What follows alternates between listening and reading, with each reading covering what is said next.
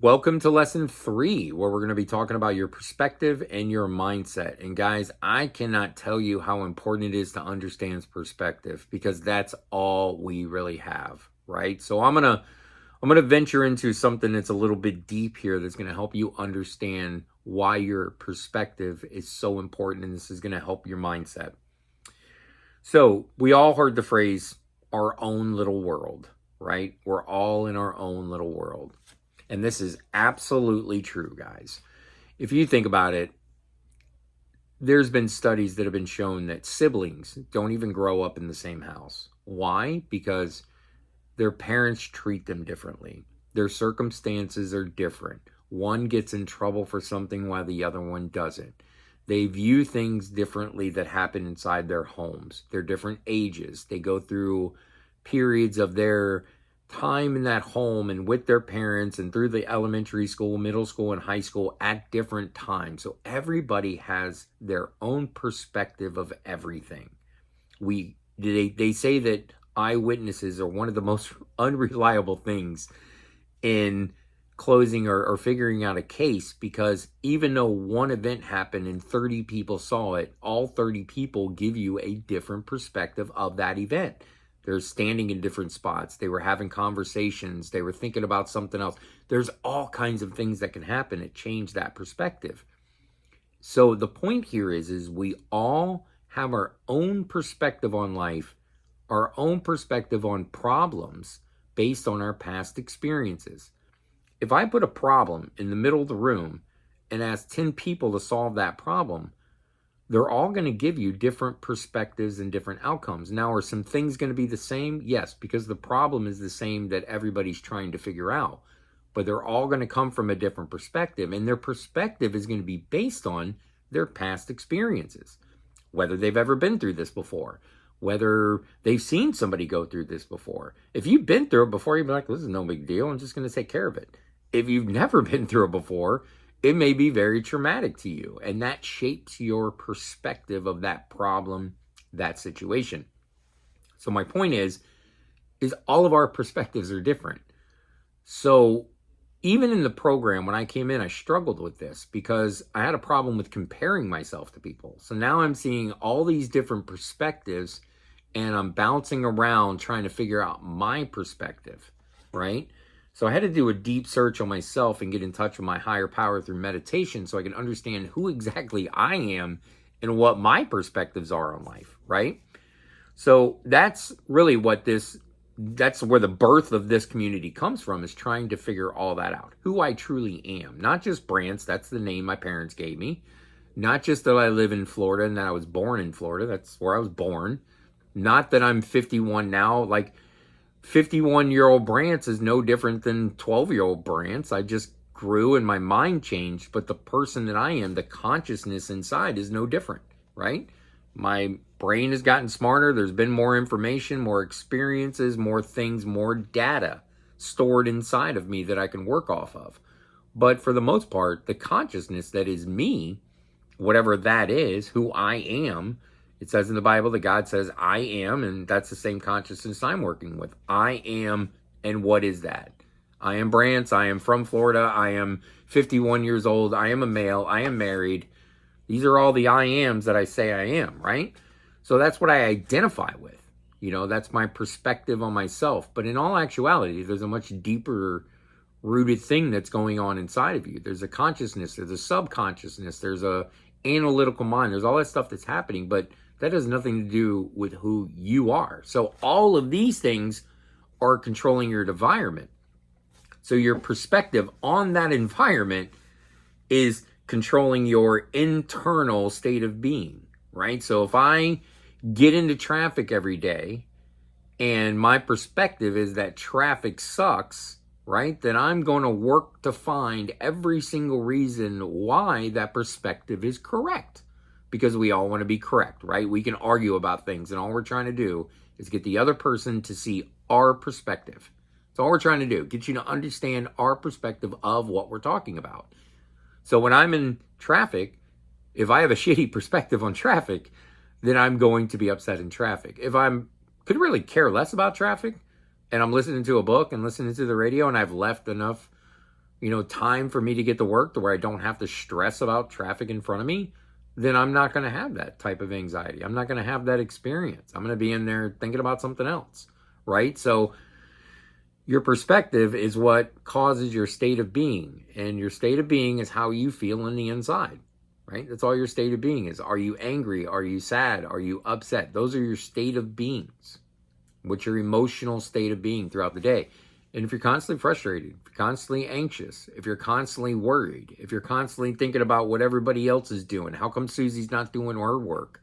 How come Bob's always talking all the time? How come my mom's always... If you're constantly stuck in this, then your perspective is wrong.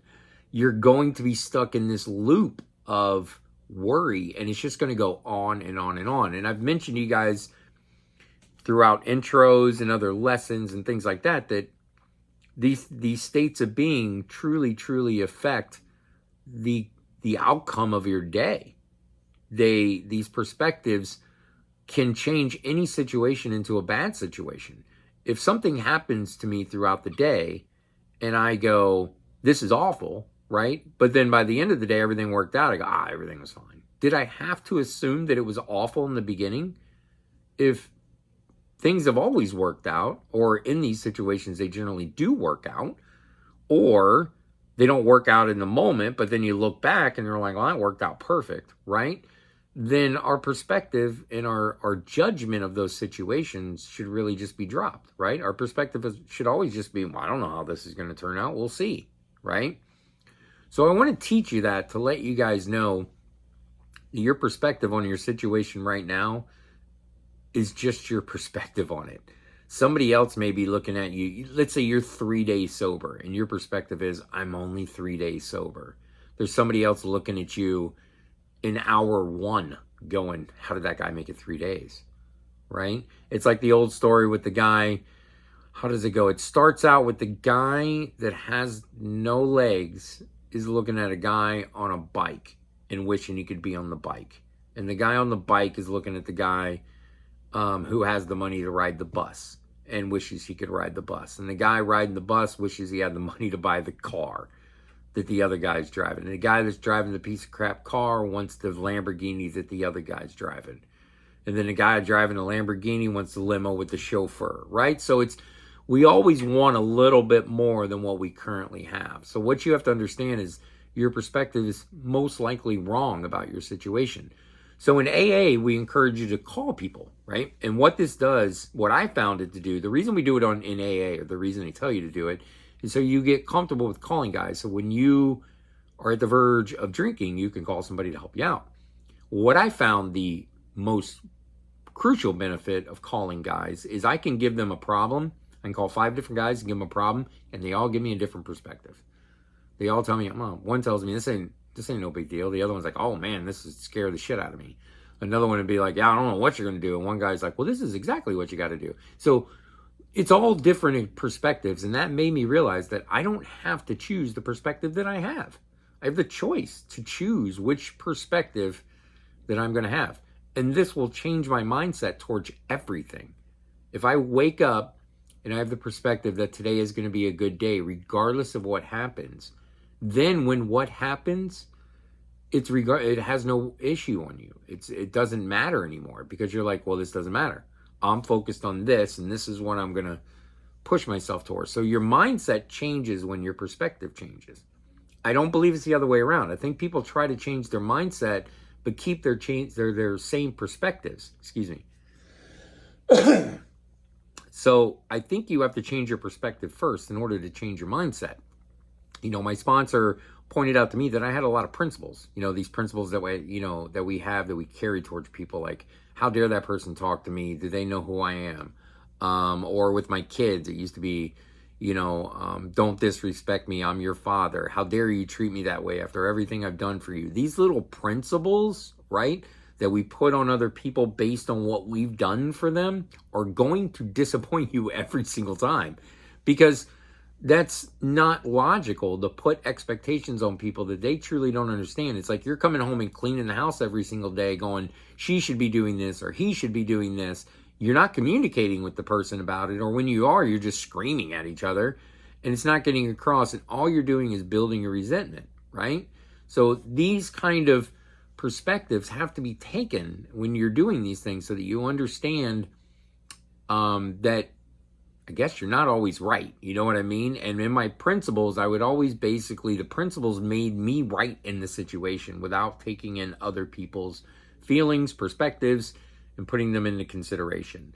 So now I've kind of said, well, I don't control you, right? I don't control how somebody feels about what I'm doing, as long as what I'm doing is not intended to harm anybody or to be spiteful or to be mean. Like if I'm just telling the truth or my truth and somebody gets offended by that, then I can apologize for offending them, right? I can say, I apologize. I never meant to offend you. That's not what I meant to do. But this is how I feel. You know what I mean? It's okay. I can't control their feelings about things. I can apologize for offending them, which offensiveness is wild to me. You know, we all get the choice of whether something offends us or not. So when somebody's like, this is offensive to me, it's like, why? I mean, just turn it, change it, fix it, walk away. Whatever is offensive to you, don't go. You know, don't watch it, don't listen to it. The fact that somebody else is doing it has nothing to do with you. It's irrelevant. So I spent a little time on this one, and maybe I went right and left with it, but I want you guys to totally understand that your perspective is what shapes your reality. And if your perspective's off and your mindset's off, then it's going to be very hard for you to find any sort of happiness in here. So you have to be aware of your perspective. And that's the next thing we're going to talk about in lesson 4. And that is awareness. All right. If you are not aware of the things you need to change, it's going to be impossible to change them. So you have to work on your awareness. So we're going to talk about that next in lesson 4. Talk soon.